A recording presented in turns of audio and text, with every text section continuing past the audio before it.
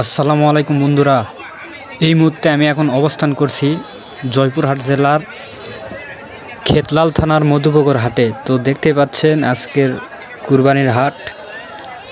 আজকের গরু ছাগলের আমদানি কিন্তু প্রচুর ছিল, যার কারণে গ্রাহকেরা কখনোই ফেরত যায়নি। তো যারা আসছিল তারা সবাই কিন্তু কুরবানি কিনছে। আর দেখতেই পাচ্ছেন বিশাল হাট।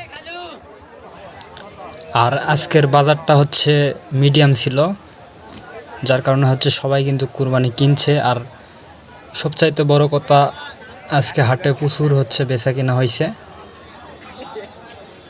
তো আপনারা সেটা দেখতেই পাচ্ছেন। যদিও এটা শেষ হাট না, আরও একটা হাট পাওয়া যাবে।